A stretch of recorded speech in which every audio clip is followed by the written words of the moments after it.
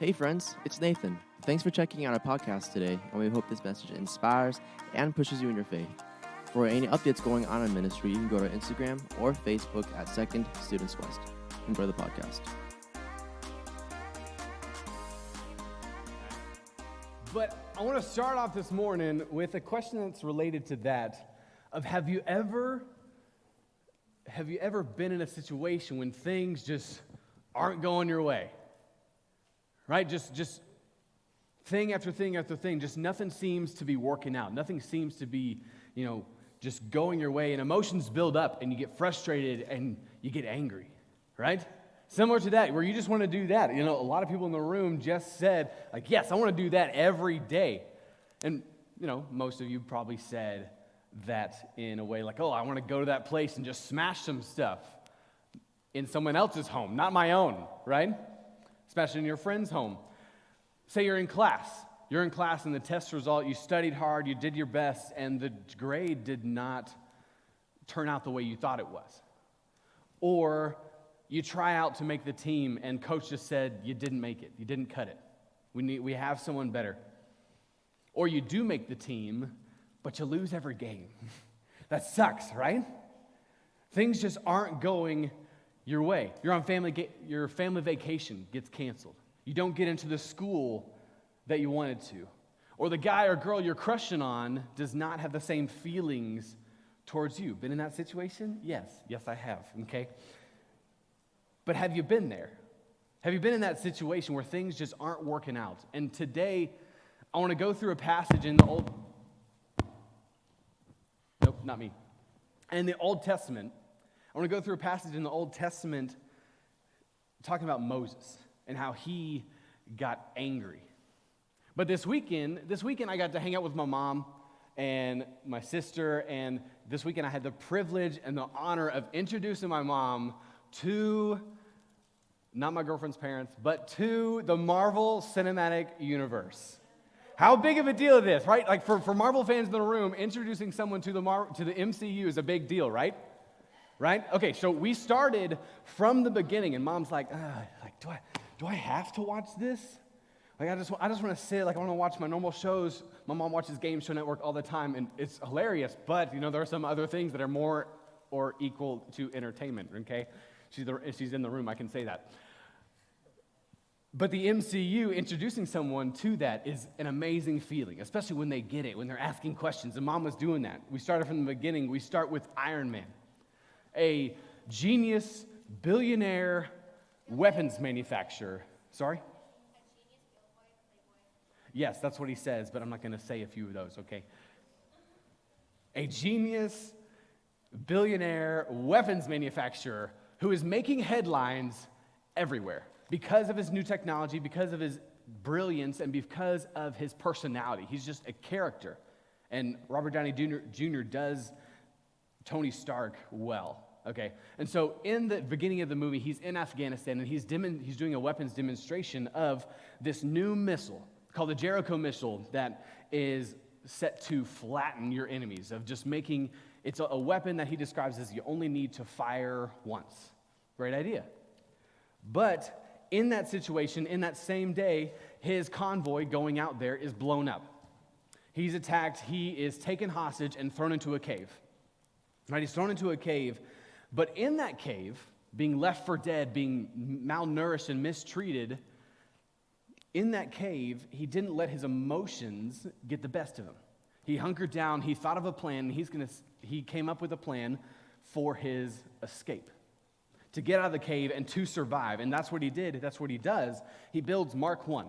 Mark 1, the very first Iron Man suit, this hunk of junk, this man of steel right here, to get out of the cave and to make it out of there alive. And he does that. He didn't let his anger take control. He managed his emotion. And we're in the second week of this series called Check Yourself, going through, all right, I need to literally check myself before going out in public, before interacting with this person, because I need to make sure that I'm in the right mindset before I do this, right? And Tony did that. Tony was able to manage his emotions, manage his anger and frustration, and come up with a plan to survive. Moses The passage that I'm in, we're in Numbers chapter 20. If you have your Bibles, go ahead and flip there, swipe there, whichever app you use. We're in Numbers 20, and Moses did not check himself. He let his anger and his frustrations take control of his actions to where he acted out and he disobeyed a direct command from the Lord.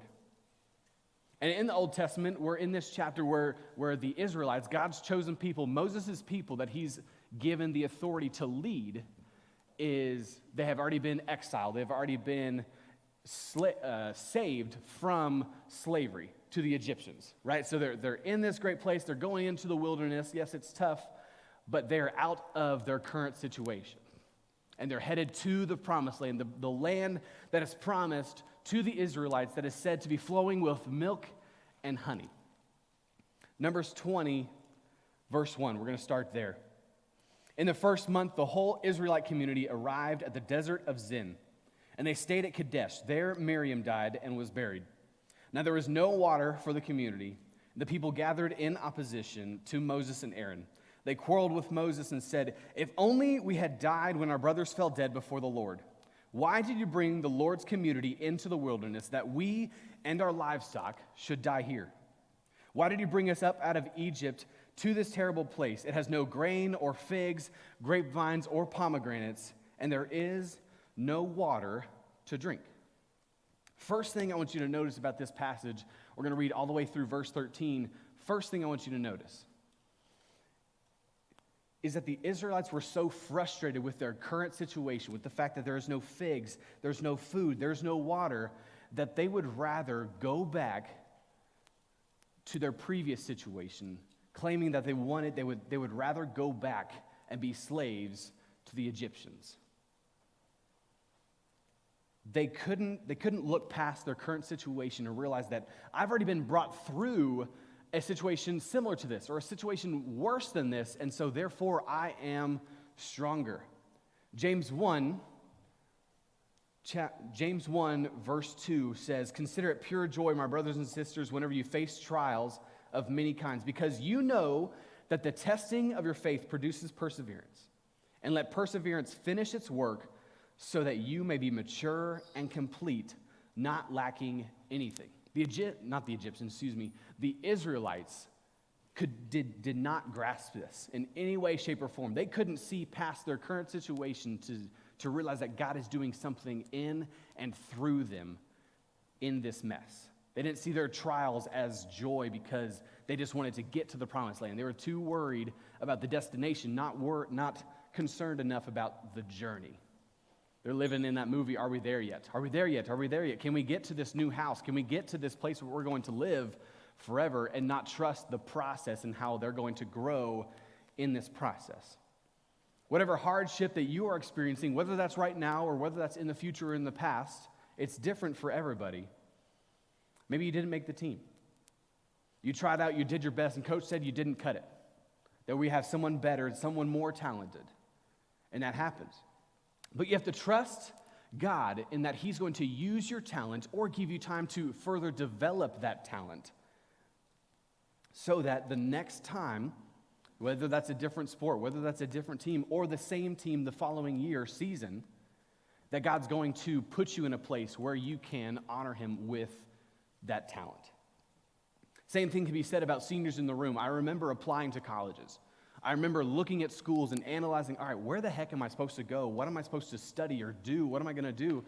I was a senior, no, I think I was a junior in high school, and I had been dead on, I'm going to go to Texas Tech in Lubbock, Texas, ever since 5th grade. That's where my dad studied. My dad went to Texas Tech. He was a diver, and we took a college visit around 5th grade. And I was like, yes, I am a Red Raider all the way. So junior year comes around, it's time to look and visit colleges. And I just feel God pulling me in a different direction. I didn't enjoy my time visiting Lubbock. It's a heck of a drive. But it was the college. It just wasn't a fit for me. Not saying that that's for everybody. I'm not dogging Texas Tech in any way, shape, or form. But for me, that was not the right school. And that time in visiting colleges and having like, all right, where the heck am I supposed to go to school? It gave me kind of a chance to explore. And that's when I found Texas A&M. It was never on my radar. Whoop! Never on my radar. Never thought about being an Aggie until I visited. And it was clear that God is going to use me in this space. Goosebumps filled me as I walked into Kyle Field, as I saw the 12th man and the Fighting Texas Aggie Band. I loved it, and I knew I was supposed to be there. God used that time of me being in dismay and disarray of so much confusion of where am I supposed to go, that he said, I'm going to bring you through this confusion. I'm going to show you exactly where you're supposed to go and what you're supposed to do and what you're meant to be. Verse 6 in Numbers 20. Moses and Aaron went to the assembly, to the entrance to the tent of meeting, and fell face down. And the glory of the Lord appeared to them. The Lord said to Moses, take the staff, and you and your brother Aaron gather the assembly together. Speak to that rock before their eyes, and it will pour out its water. You will bring water out of the rock for the community so they and their livestock can drink. So Moses took the staff from the Lord's presence, just as he had commanded him. He and Aaron gathered the assembly together in front of the rock, and Moses said to them, listen, you rebels, must we bring you water out of this rock? Then Moses raised his arm and struck the rock twice with his staff. Water gushed out, and the community and their livestock drank. Moses acted out. Yes, he still provided water for his community. The Israelites were able to drink, and their livestock was able to drink and be nourished. However, it was carried out in the way that the Lord did not say to do it. What did he say? He said, grab your staff, gather the assembly, and speak to the rock. Moses didn't. He was so frustrated, so angered by his community because he had been around these people for years and hearing their grumbling, hearing their complaining, that he said, listen, rebels, do we have to bring water out of this rock? And in his anger, he decides to go his own way, and he strikes the rock instead of directly speaking to it, showing that it's not him who is providing water, but that is the Lord. But he goes his own way. His people, the Israelites, needed water. He had built up just this huge mound of anger and frustration that he let that control his actions and dictate what he was going to do. And he disobeyed the Lord. Something to take from this is that we need to not act like Moses in this situation. Moses was a man of God, and he trusted the Lord. But in this moment in time, God is allowing us to use him as an example of how not to proceed, how not to act like Moses in this situation, and that we're to guard our hearts against anger and disobedience. Moses was pinned up with this aggression and this frustration that he said, I'm going to go my own way. We, in our own lives, we need to examine our emotions. We need to check ourselves for where am I feeling frustrated? Where am I feeling anger? Who am I feeling that anger towards? If it is someone that you know,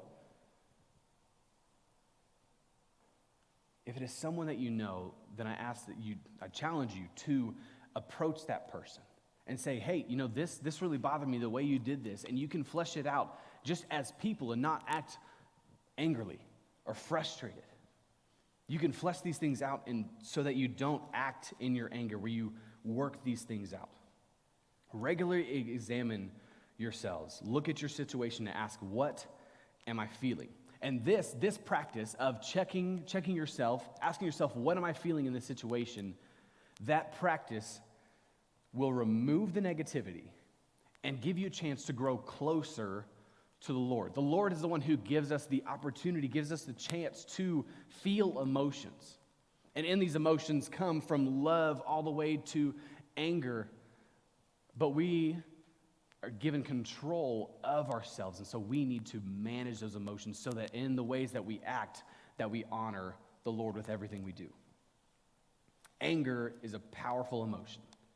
One of the most powerful, second to love and fear. And we will get angry many times in our lives.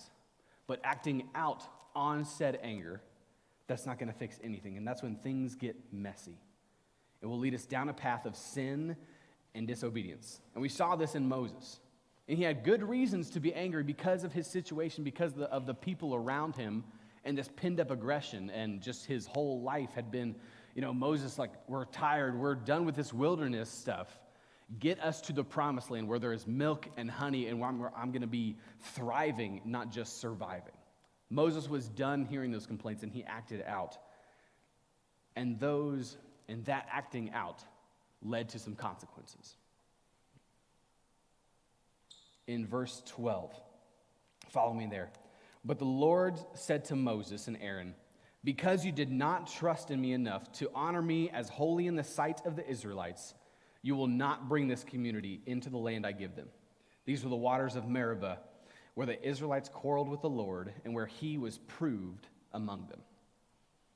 There's a high price that we pay if we let anger linger in our hearts. If we let it sit in our hearts there and let that anger dictate our actions and what we do, there's a price to be paid. Moses solved the problem. Yes, he got water. He fed his Israelites and their livestock. Yes. But how he did, that's not the way that God told him to solve the issue, right? In the beginning, the Israelites were told that they would be rescued from the Egyptians, and they were. And they entered into the promised land, or they will enter into the promised land, but not Moses. Because of his actions here, he is not able to enter into the land that was promised to his people, to God's people, saying that you will thrive eventually. And Moses, because of what he did, nil, nada, zilch, nothing. He's not able to go into that place and to thrive and not just survive. After all these years of struggling and contending with his people, the Israelites, Moses is not able to enter into the promised land. Moses had built up anger over many years dealing with the Israelites, and he acted on that anger. You know that. If you're angry about anything, I'll say it again, address it. Confront that person in a loving way so that it can be resolved. Go to that person and say, hey, how can we flesh this out? Because what you did really, really got to me. Especially if that's someone that you know or are close to. If it's someone that you don't know, then find someone that you can confide in. I'm talking not gossiping. That's not helpful, okay? Talking from a different perspective. Am I feeling this anger in the right way? And how can I diffuse that, okay? We cannot allow anger to linger in our hearts. Because if we do, and we let that anger dictate our actions, then there are consequences. Moses' consequence was not being able to enter into the promised land. Our consequence is probably not going to be that same thing. But in our lives, if we let anger go unchecked, that can cause bitterness, that can cause frustration, that can sometimes cause fear and lead to broken relationships, hurting people, whether that's your friends or your family or your coaches or teachers, hurting the people around you, diminishing the witness that you have. Because if you have a relationship with the Lord, you have that light. And if I let my anger take a hold of my actions, then I'm not shining as bright as I could. And as Christians, we should want to shine as bright as we can and let nothing hinder us from being an example, to being a witness to Christ. Unchecked anger can damage so many things in our lives. And just like Moses, unchecked anger can cause us to miss out on what God has for our lives.